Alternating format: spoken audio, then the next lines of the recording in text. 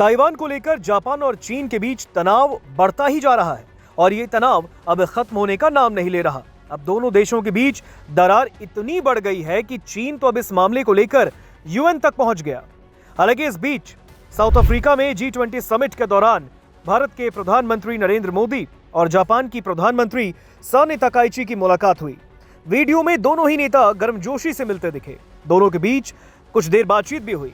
हालांकि किस मुद्दे पर दोनों की बातचीत हुई ये तो आने वाले वक्त में ही सामने आएगा और ये बात दोनों नेता ही बेहतर बता सकेंगे। लेकिन कहीं ना कहीं ताइवान को लेकर चीन जापान के टकराव के बीच भारत के प्रधानमंत्री नरेंद्र मोदी से जापान की प्रधानमंत्री साने ताकाइची की मुलाकात चीन को परेशान करने के लिए ही काफी है, क्योंकि इन दिनों चीन और भारत जो कि हिंदी चीनी भाई भाई की दुहाई देते थे, उनमें भी अब साइलेंट तकरार है। कई ऐसे मौकों पर देखा गया कि चीन भारत के खिलाफ षड्यंत्र रचता देखा गया। कई बार उसने साइलेंट पटकथा लिखने की कोशिश की। लेकिन इस बीच जहां अब चीन और जापान के बीच ताइवान को लेकर तनाव बढ़ता दिखा है, तो अब ये वीडियो जिसमें भारत के प्रधानमंत्री नरेंद्र मोदी और जापान की प्रधानमंत्री साने ताकाइची की मुलाकात, जिसमें दोनों ही नेता गर्मजोशी से मिलते दिखे, दोनों के बीच कुछ मिनट बातचीत भी होती है। हालांकि किन मुद्दों पर दोनों की बातचीत हुई ये तो आने वाले वक्त में पता चलेगा, लेकिन ये मुलाकात अब चीन को मिर्ची लगाने के लिए काफी है। चीन को भी ऐसा लग रहा होगा कि जापान जो कि उसके खिलाफ अभी अपनी रणनीति बना रहा है, जो उसके खिलाफ एक दुश्मन देश है,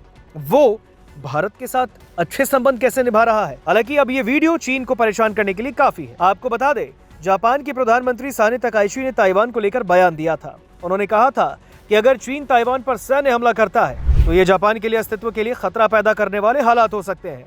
ऐसी स्थिति जिसमें जापान सामूहिक आत्मरक्षा का अधिकार इस्तेमाल कर सकता है। एक रिपोर्ट के मुताबिक जापान की प्रधानमंत्री के इस बयान के बाद चीन और जापान के बीच तनाव तेजी से बढ़ गया। बीजिंग अब इस मामले को यूएन तक ले गया है। चीन ने जापान पर भ्रामक बयान देने का आरोप लगाया, तो वहीं चीन के यूएन में स्थायी प्रतिनिधि फू कॉन्ग ने एक शुक्रवार को एंटोनियो गुटेरस को एक औपचारिक पत्र लिखा, जिसमें ताकाइची के ताइवान से जुड़े भ्रामक शब्दों और कार्यों के खिलाफ बीजिंग की स्थिति साफ की गई। यह लेटर ताकाइची की 7 नवंबर की टिप्पणियों के जवाब में है, जिसमें उन्होंने कहा कि चीन की ओर से ताइवान पर किसी भी बल प्रयोग की स्थिति जापान के लिए जीवन के लिए खतरा बन सकती है। साने ताकाइची के इस बयान से चीन अब भड़क गया है। ताकाइची की इन टिप्पणियों के बाद चीन ने हाल ही में जापान के खिलाफ सख्त कदम उठाए। चीन ने जापानी समुद्री भोजन आयात पर प्रतिबंध को फिर से लागू कर दिया और इसी के साथ चीन ने अपने नागरिकों के लिए जापान की यात्रा पर चेतावनी जारी कर दी। फू कॉन्ग ने अपने पत्र में कहा कि ताकाइची की बातें 1945 में जापान के सरेंडर करने के बाद पहली बार ऐसी हुई बातें हैं। उनके मुताबिक ये पहली बार है जब किसी जापानी नेता ने ताइवान को जापान की रक्षा के अधिकारों से जोड़ा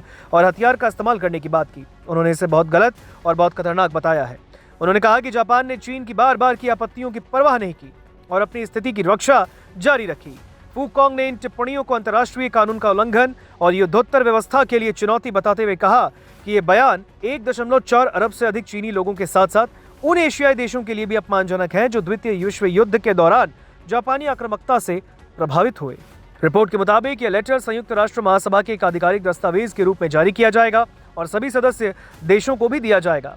फू कॉन्ग ने चेतावनी दी कि अगर जापान ताइवान के मामले में सशस्त्र हस्तक्षेप करने की हिम्मत करता है तो चीन इसे आक्रमण मानेगा और यूएन चार्टर के तहत अपनी आत्मरक्षा का अधिकार इस्तेमाल करेगा। उन्होंने जापान को सेकेंड वर्ल्ड वॉर में पराजित राष्ट्र होने की याद दिलाई और कहा कि टोक्यो को अपने ऐतिहासिक अपराध पर गहराई से विचार करना चाहिए। ताइवान मामले में अपनी प्रतिबद्धताओं का सम्मान करना चाहिए और अपनी टिप्पणियां वापस लेनी चाहिए। साथ ही उन्होंने दोहराया कि जापान सुरक्षा परिषद में स्थायी सीट के लिए पूरी तरह असक्षम है। हालांकि जापान का रिएक्शन सामने आ गया है। टोक्यो ने बीजिंग की ताकाइची से उनके बयान वापस लेने की मांग को खारिज किया। जापान का तर्क है कि उसके बयान राष्ट्रीय सुरक्षा चिंताओं को सामने रखते हैं।